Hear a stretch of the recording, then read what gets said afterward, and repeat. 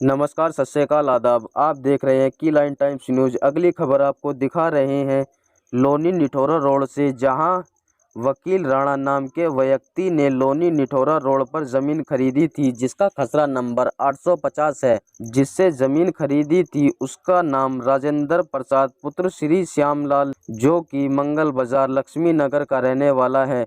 जमीन का इकरारनामा दिनांक 16 तारीख 2019 में कराया गया था, जिसकी कीमत 70 लाख रुपए तय की गई थी, जिसमें से वकील राणा ने 14,50,000 रुपए इकरारनामे के समय अदा कर दिए थे, जिसमें जमीन पर एक विवाद भी था। हाई कोर्ट द्वारा स्टे विवाद हटाने की जिम्मेदारी राजेंद्र प्रसाद की थी। इस बीच में प्रार्थी वकील राणा ने राजेंद्र प्रसाद को 8 लाख से 9 लाख रुपए भी दे दिए थे, जबकि प्रार्थी के पास पैसे का इंतजाम न होने के कारण इन लोगों ने प्रार्थी को ब्याज पर पैसा भी दिलवाया था, जिसका कई वर्षों से प्रार्थी ब्याज भी भरता आ रहा है। यह सौदा करवाने में आबिद खेकड़ा मौखिक रूप में प्रार्थी की उठ बैठ होने के कारण तमाम प्रकरण में शामिल रहा, लेकिन वह हर जगह से अपने हस्ताक्षर करने से बचता रहा। लगभग 2 महीने पहले प्रार्थी के पास राजेंद्र प्रसाद का फोन भी आया, जिसमें राजेंद्र प्रसाद ने कहा कि गाजियाबाद कलेक्ट्रेट में इकरारनामा लेकर आ जाओ।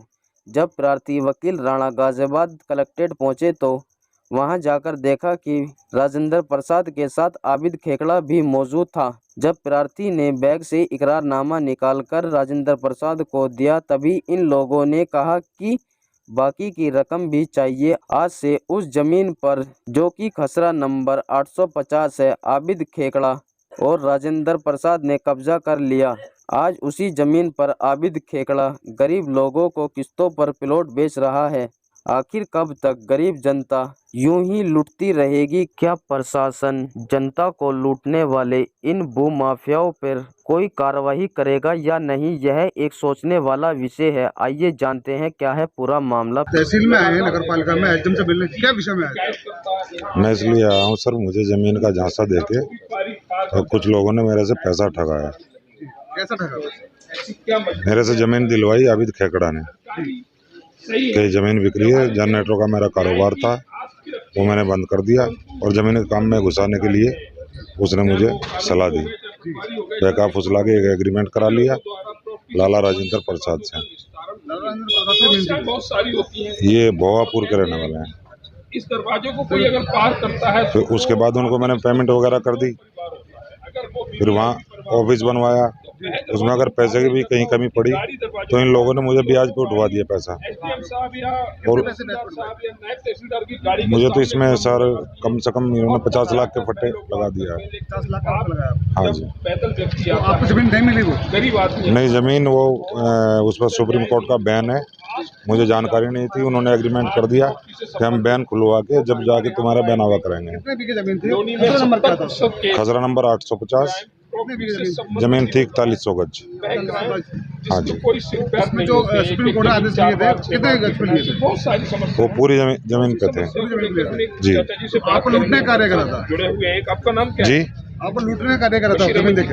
हाँ, लूटने का कार्य हुआ है। अगर मेरे पास पैसे नहीं भी है तो उन्हीं लोगों ने मुझे ब्याज पे पैसे दिलवा दिए। मैं कई साल तक। कौन कौन लोग थे इसमें आबिद खेकड़ा का मेन रोल है। अच्छा, तो आप क्या चाहते हैं? आप क्या गुहार लेके आए हैं नगर पालिका में? मैं तो इसीलिए आया था कि सर मेरे साथ ऐसा अन्याय हो रहा है, मेरे से पैसा ठग लिया गया है। तो एसडीएम साहब ने मेरे से अच्छे से बात करी वो, और तसल्ली से समझाया कि ये मामला क्रिमिनल का है, हम आपकी पूरी मदद करेंगे। तो आप जमीन पर अब तक गए? नहीं सर, इसने मारपीट करी थी मेरे साथ आबिद खेकड़ा ने हाजी नसीम के ऑफिस में। किस बात को आपको मार पड़ेगी? इस बात के ऊपर मारपिटाई हुई थी। वो फर्जी दस्तावेजों से रजिस्ट्री वगैरह कर रहा था। कैसे दस्तावेज फर्जी? मतलब आईडी फर्जी बनवा रखी है कुछ। किसके आईडी फर्जी? विनय कुमार के नाम की आईडी फर्जी बनवाई हुई है। तो मैंने उसका विरोध करा।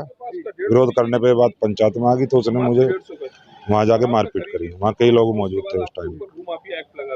फिर आपने क्या कार्रवाई करी? सर मैं उसके बाद फिर थाने गया, थाने में कोई कार्रवाई नहीं हुई। फिर मैं कमिश्नर साहब के यहाँ आया, फिर उसके बाद मैं डीसीपी साहब के यहाँ आया। डीसीपी साहब के यहाँ से कोई कार्रवाई हो रही है। जो मेरे संज्ञान में आया है कि वो एसीपी साहब के यहाँ आया हुआ है सब कुछ और वहाँ पे जांच चल रही है। ये जमीन कहाँ है आपकी? ये ज़मीन निठोरा रोड पे है। 800 जमीन का नंबर क्या है? खसरा नंबर 850। आप एसडीएम साहब के पास हैं तो आपको क्या आश्वासन मिला?